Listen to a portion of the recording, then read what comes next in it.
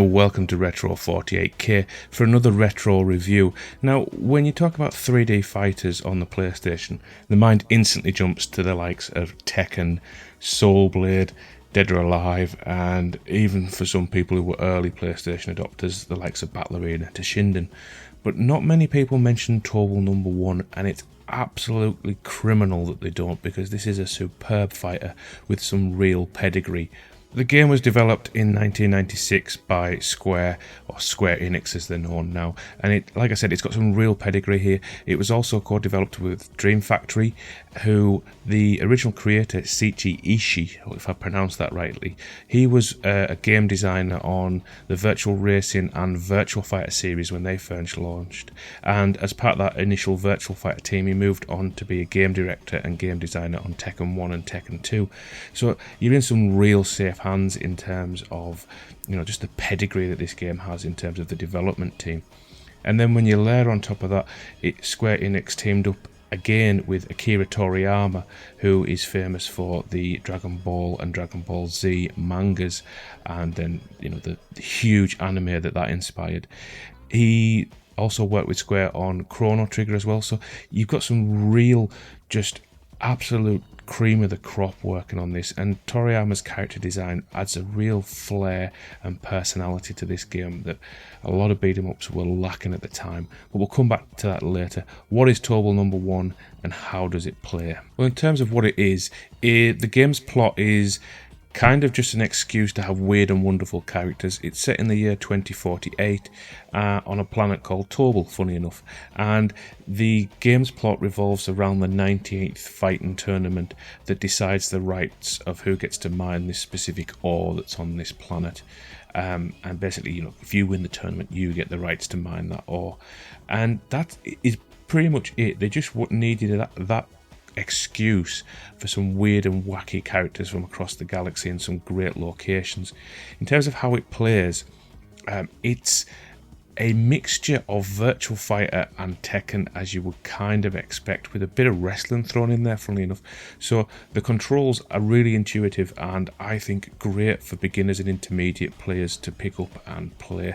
So you have a high, medium and low attack which map to triangle, square and X on the pad. So it's a nice layout there in terms of understanding what your moves do. It only takes a few seconds to realise, right, every time I hit triangle I'm going for high attacks, and if I want to do sweeps and kicks I just press X.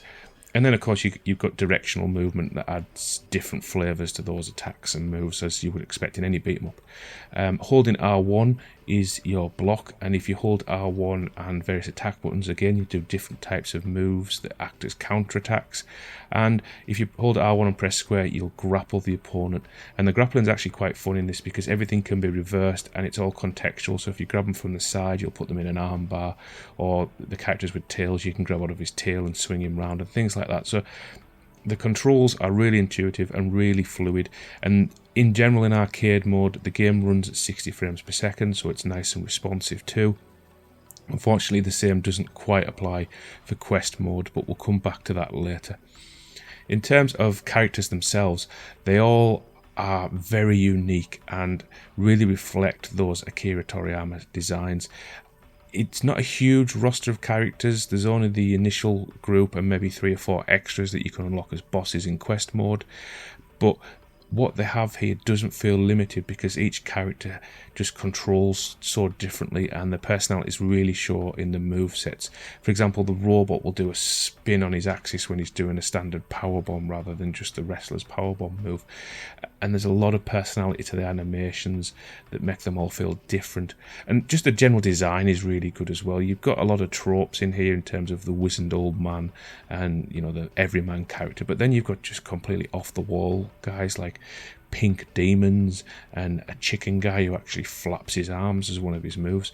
There's just, again, I keep coming back to this, there's so much personality and life in these characters. They're just a joy to play, and it's something that is lacking in a lot of beat-em-ups where they just have sort of generic everyman characters that are in there and tropes that you've seen time and time again. And this kind of flips that a lot. I mean, for example, you've got the female wrestler who actually looks like a female wrestler. She doesn't look like Tina or a model off Dead or Alive. She looks like a wrestler. So again, props to Akira Toriyama there. Some great character designs, although quite why they're all wearing the same feet and hand wear, I'm not sure, but that's just Akira Toriyama for you, I think, really. In terms of music, the game actually had 8 different composers, and it really shows because the music is incredibly diverse. You've got hip-hop, you've got jazz, you've got funk, you've got just a huge, massive variety of music in here, which normally wouldn't work, but because this is, or I get the sense from playing the game that it's set across multiple planets and different cultures, and each character has really diverse personalities, it all kind of fits and works to just give you that flavour across it all. You'll hear some of the music playing in the background from this review, and while I would never say that it's it's not a soundtrack I would go out and buy and just listen to constantly, it does fit the action perfectly. There's some great standout tracks, and it adds to that richness of the lore and the universe, which is really what you want. So top marks for the soundtrack as well, really. But what really separates Tobal No1 from its competition at the time is its game modes. Now, you've got the standard arcade or tournament mode, as it's called in this, and then your 2-player mode. But this game also had a quest mode, which was really rich and deep for the time. I mean, it's a bit clunky to come back and play now, but it's still really enjoyable. So basically in quest mode, the camera shifts to behind your character and you guide them through a series of dungeons going lower and lower, but it's got a full RPG style elements. You've got all that you can pick up as currency, you've got item pickups that increase your health or max health, your defense and your damage stats and things like that. You've got potions that poison you. You can throw the same potions at enemies. And when you get to an enemy, the camera then swings back into the normal fight mode and you've got that full, rich, deep fight mechanics that are in there. It works really well. There are some downsides. I mean, there's a fair bit of slowdown, unfortunately, in the quest mode. But for the most part, I just really enjoyed this, and it just added a layer of depth, and it was great fun unlocking the characters. And it's something that keeps you coming back long after the tournament modes. You know, once you've beat tournament mode with every character and you've mastered those characters, this mode will keep you coming back because there's like an infinite depth dungeon you can do, and it's actually a hell of a lot harder than the tournament mode with the, because sometimes you'll meet a boss and you've only got there with like partial health, so you've got to beat them with really low health bars. It's just a great mode and one that you don't see too often. I mean, this is before we had Tekken Force mode. Round about the same time we had the Soul Blade quest mode, but it's an entirely different beast. This is much more of a full RPG style experience. So what are the downsides to the game then? Well, in normal mode, the camera can sometimes get a bit too, it can concentrate too much on showing you flashy camera angles and just drifting around rather than keeping the action in the frame that's best for gameplay, if I had to be hypercritical.